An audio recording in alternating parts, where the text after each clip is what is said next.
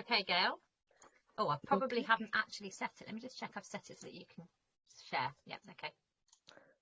Okay, let me see if I can share.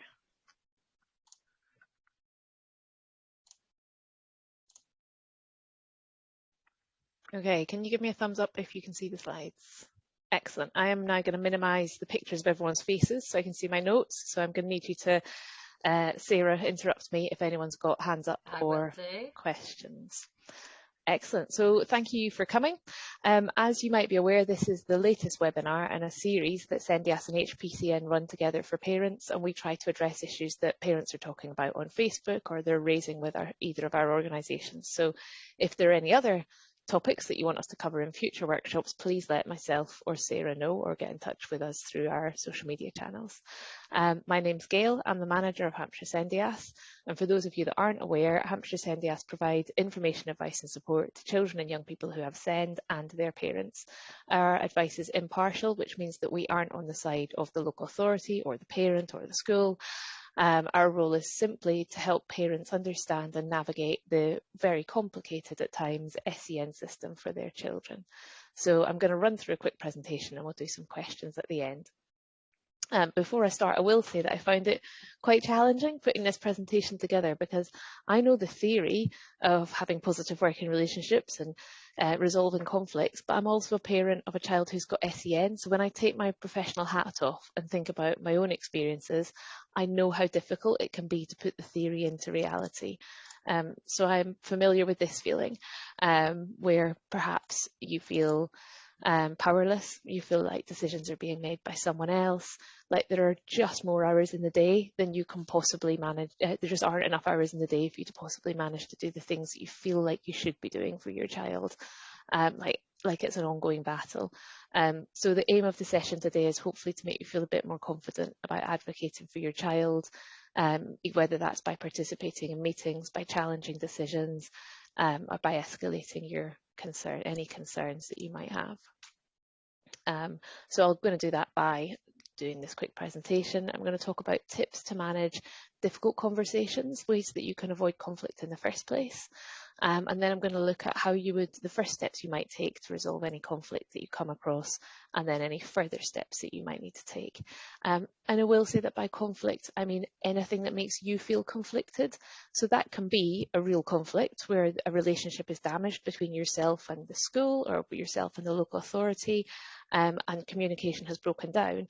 But it can also be a situation where you're apprehensive about voicing your concern, where you are internally conflicted because you're worried about, for instance, repercussions it might have on your child, or you're worried about being seen as that pushy parent. So it's all types of conflict. Hopefully this session will be useful to you, whatever experience you're having. So when we speak to parents on our helpline, they tell us that they're having conversations with schools or conversations with local authority, or they're going into meetings with professionals. They say it's one of the most anxiety-provoking parts of the journey that they go on to try and help their child have their support needs met. They say they're worried about feeling disbelieved, they can feel overwhelmed, they're worried about being railroaded into decisions in a meeting where everything feels like it's happening very fast. Or they possibly have previous experience where they have been in a meeting and things haven't gone well for their child, or where they've been at another school and the relationship has broken down, so they're not feeling confident about the outcome about getting the outcome they want for their child. So it's in those meetings or in those conversations when those things go wrong that conflict starts or can arise. So I'm going to go through some tips that should help to foster more positive working relationships and feel more in control in those situations. And the first thing is to think about communication skills and the difference between being aggressive when you're communicating and being assertive when you're communicating, with assertiveness being that positive form of expression and aggression being a negative form of expression. And it can be really difficult if you've been let down over and over again, or if you feel like someone's made you feel like you're lying or not taking their point of view, or feeling that your point of view has been made to feel worthless. It can be hard to find that sort of self-respect and remember that you are the expert about your child, but you are the expert about your child, and you can help other people see the version of you that you want them to see rather than the version you maybe feel that they've seen in the past. And there are sort of 3 C's, if you like, to assertive communication. That is confidence, so your belief in your ability to handle a situation. Being clear, so making sure that the message that you want to get across is easily and straightforward delivered, and being controlled, so that you deliver that information in a calm and controlled manner. And it's not easy to do that, so a lot of it is about faking it until you make it. But if you can remind yourself to be assertive and to appear confident and to be clear and concise and to speak in a controlled fashion, it can make a big difference in those situations where you're having conversations about your child, and where those conversations might be difficult and you're worried about them. It can help you to feel much more in control. Often those conversations are going to take place in meetings, so I have some tips for you around making those meetings more successful to try to avoid conflict arising. And those are around things you can do before the meeting. So making sure that there is an agenda and you know who's going to be at the meeting. And if there's not an agenda, if you've asked for the meeting or school have asked for the meeting, you can say, well, what is this meeting going to be about? Or these are the issues that I want to raise. Nobody likes to be ambushed, so it's in the best interest of everyone to agree what you're going to talk about before the meeting starts. To know that you're going to have enough time in the meeting, you might look at all the things that you want to talk about, and the school have given you a 20-minute session, and you say, we're going to need an hour. We're going to need to rearrange this for a time when we have long enough to talk about all the issues that I want to raise. And making sure that you know who's going to be there, because if you are possibly talking to the local authority and you need a decision maker to be in the room and they're sending an assistant caseworker or someone who's unfamiliar with your child, you will need to ask for the right person to be in that meeting. Before the meeting, make sure you've written down the questions that you want to ask or the things that you want to cover, and practice saying them in front of a mirror. We're going back to those 3 C's of being assertive in your communication. That confidence, it does make a difference if you can find 5 minutes before that meeting to stand in front of a mirror or film yourself on your phone saying, and I'd like to raise this today because I'm concerned about that. And you feel very silly, but you will feel much more confident when you go into the meeting if you've had a little bit of a practice about the words that you want to use. It's also always fine to ask for someone to come with you to that meeting if you think it would be helpful, as long as you make the other people in the meeting aware. So you might want a family member or a friend to come along to that meeting to make notes for you, because you want to concentrate on having that communication and maintaining eye contact and reading body language, and you don't want to be scribbling notes during the meeting. You can ask for someone to come with you. You can make it clear that that's what their role is going to be. It's not about showing up mob-handed, so they're not there to weigh in on your behalf. But if you say, I'd like someone to come along to make notes, or just to help me stay on track, to make sure, remind me if I've forgotten to say something on my list, there should be no reason that that would be turned down, particularly now that the COVID regulations have been relaxed about who can be in, multiple people in a room and so on. During the meeting, you have to keep reminding yourself that you're the expert. No one in that room knows your child better than you do. So you have equal status as far as that's concerned. And people are more likely to treat you as an equal in that meeting if you appear calm and organised and confident. So we're going back to our communication, assertive communication skills. You can take your notes into the meeting. I would really recommend that you make a list of the things you want to raise and tick them off as you go along. Take someone with you to help you tick them off.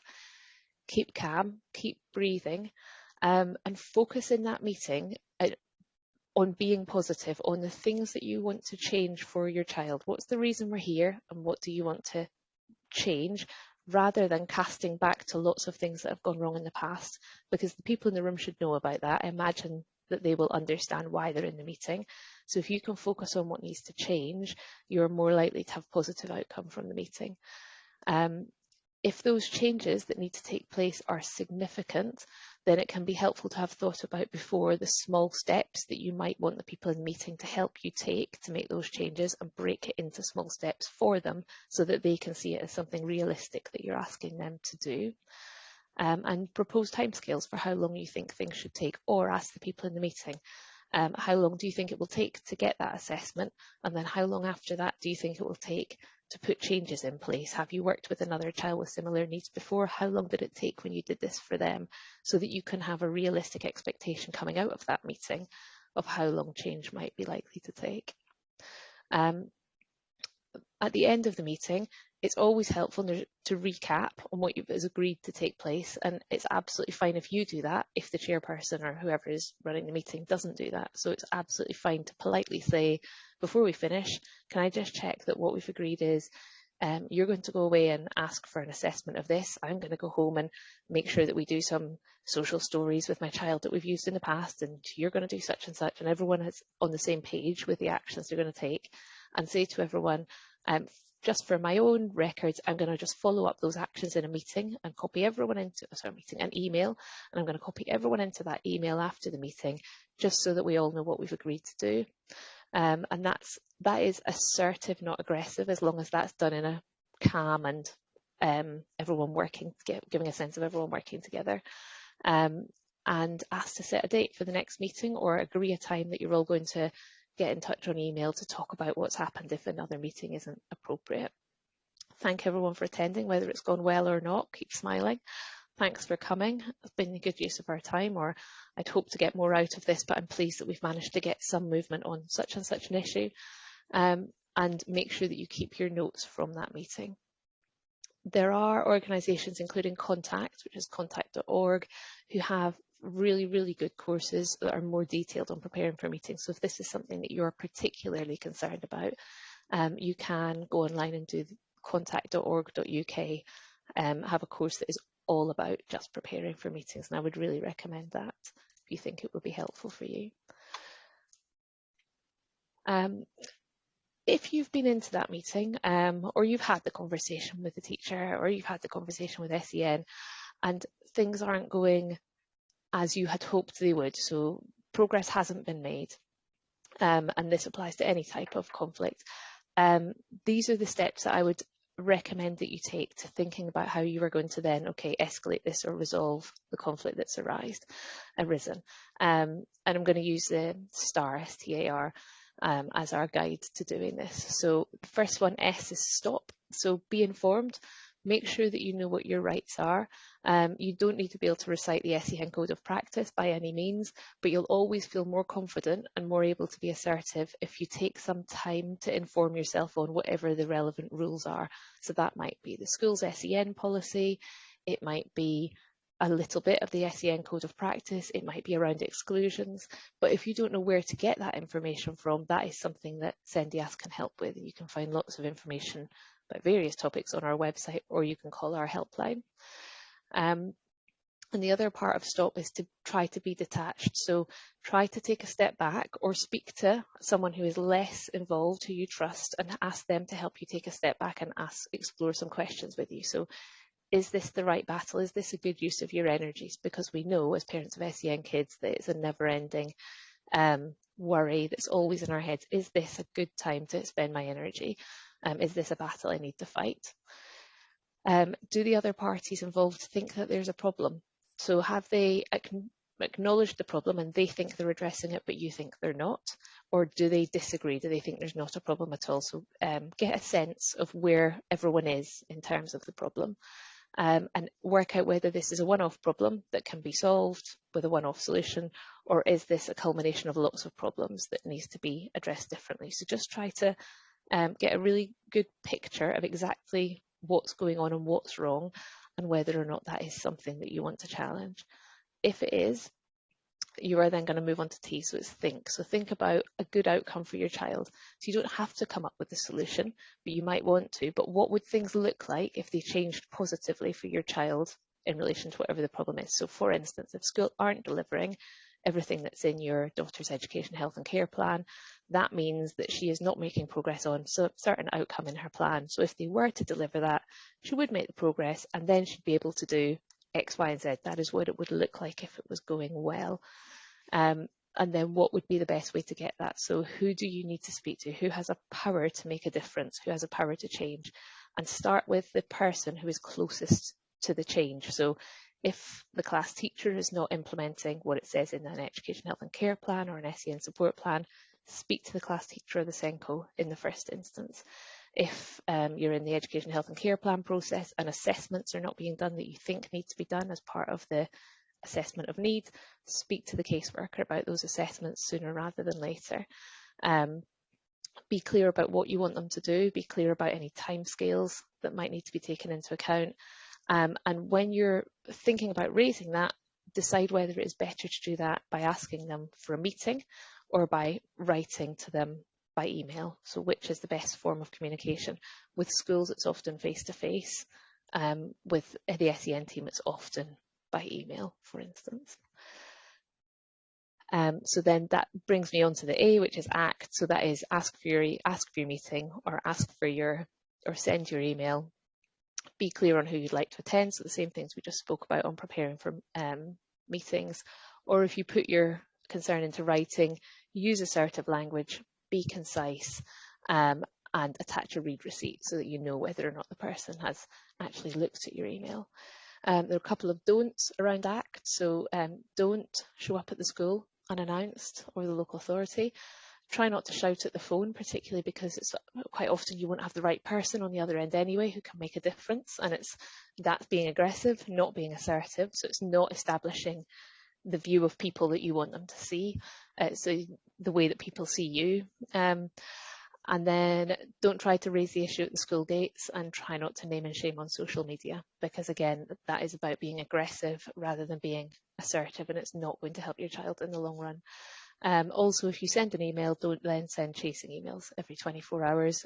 Give the other party a reasonable amount of time to respond. So 3 to 5 working days is usually, I would have said, a reasonable amount of time to respond, but it depends on the situation. And then the R is review. So go back to your outcomes, go back to what you wanted to change for your child. Has there been movement? Things might have been fully resolved, and that would be great, but are you now on a journey where you think that things are going to be resolved? Have you got a better working relationship with the person that you raised this with? Are things going to improve? Do you just need to keep going, or do you need to escalate? So if you need to escalate, have a think about, why do you need to escalate? Is that because your concern was misunderstood and actually you need to go back to the beginning of this first steps and restate the issue? Did it maybe not get to the right person? Do you need to go back and raise this with a different person? Or has some progress been made but it's stalled again and you need to give it another nudge?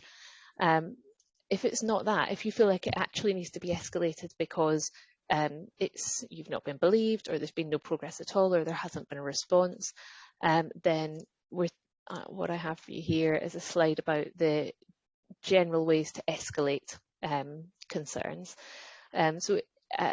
Firstly, I would say this is for resolving any conflicts that are not part of the statutory education, health and care plan decision-making process.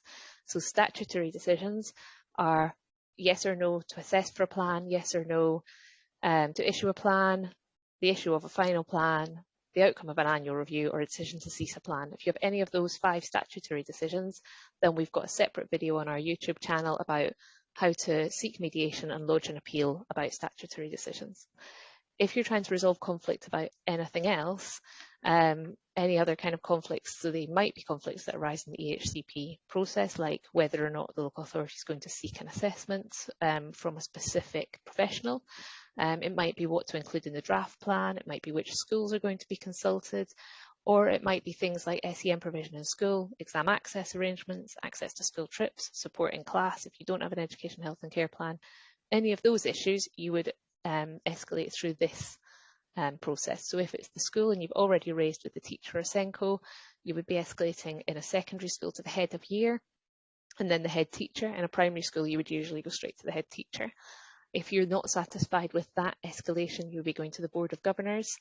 And if you're not satisfied with the outcome of the Board of Governors, it would depend on the issue that you were raising. You might be going to the Hampshire Inspection Service. You might be thinking about making Ofsted aware of your concern, or you might be looking at a judicial review. I'm not going to go into those in a lot of detail now. That's at that point, I would say phone SENDIASS and talk to us about what the most appropriate form of escalation would be, because it very much depends on the situation. If the issues you've been having or the breakdown in communication is with the local authority SEN team, then, and you've spoken to your caseworker and not got anywhere, your point of escalation is the locality manager. So that's the caseworker's manager. Then it's the SEN manager. So again, it's up the tree. Formal complaint to the local authority. And if you're not satisfied with the outcome of your formal complaint and you exhaust that process, then you can make a complaint to the local government ombudsman. And I can talk a bit more about that if you have questions on it, but I won't go into it right at this minute. Again, our advice line can give a lot of advice around formal complaints to the local authority or escalation to the local government ombudsman. Can I pop in with a question there, Gail? You can, Sarah, yeah. Somebody's just said, looking at that local authority escalation route, how do people find out who the managers are in order to make the complaint? Oh, that is a great question. So they don't have their structure chart online at the moment. They have written it and have it ready to go online, but that has been the case for several months. So at the moment, I would say give us a phone and we'll let you know, or give them a phone and ask who the next point of escalation is. I was actually told it was going on the local offer yesterday. So I haven't checked, so it might have gone on this week. It might be worth, maybe you could check in the background while I keep talking. But often people contact SENDIASS just to find out who the next person to speak to in the local authority is, which is hugely frustrating for them because that should be information that's available. It does change often as well, so people are changing jobs quite often. And I've put in a slide around, because we get an awful lot of contact from parents asking about letters of complaint and how to structure a letter of complaint. So this is if you are escalating to a head teacher, or you're escalating to someone within the local authority and you want to structure your email or your letter of complaint. This is your sort of standard complaint structure. So your salutation, dear so-and-so, an introduction. So I'm writing to raise concerns, detail below about Jimmy's support in class. And then for the issue, you are going to explain what the problem is, going with the facts only. So not what someone else's mum told anyone at school gates, but just the facts that you can absolutely verify. Describe the impact that it's having on the child and say how you want it to be resolved. And you can reference policy or legislation there if you want. So if part of an education, health and care plan isn't being implemented, you can reference the Children and Families Act that says that it legally has to be. And you can talk to SENDIASS about what the relevant legislation is if you need to. Where there is more than one issue, so maybe Jimmy's not getting his speech and language therapy that's in his plan, and he's in year 6, but he's not going to be allowed to go on the year 6 trip. You're going to explain the problem with the plan, the therapy. You're going to describe the impact. You're going to say how you want it to be resolved. And then you're going to say, and explain the problem with the year 6 trip, describe the impact, say how you want it to be resolved. So separate out your complaints if you've got more than one of them. Try not to jumble it all together. And then close your letter, ask to hear from them within a certain amount of time. Usually, again, I would say it's usually a fortnight for a formal letter of complaint. I would also say, just as a rule of thumb, most initial letters of complaint can be expressed on one side of A4. It doesn't need to be really, really lengthy. It needs to be concise and factual, and think about writing in the same way you would speak if you were using your assertive communication skills. Okay, I hope that has been useful. I hope there are some tips in there that help people to feel a bit more confident about forming positive working relationships, having difficult conversations, avoiding conflict or resolving conflict. I will take my slides down so that I can see you and ask if you've got any questions that you'd like me to answer. I'm going to stop recording as well.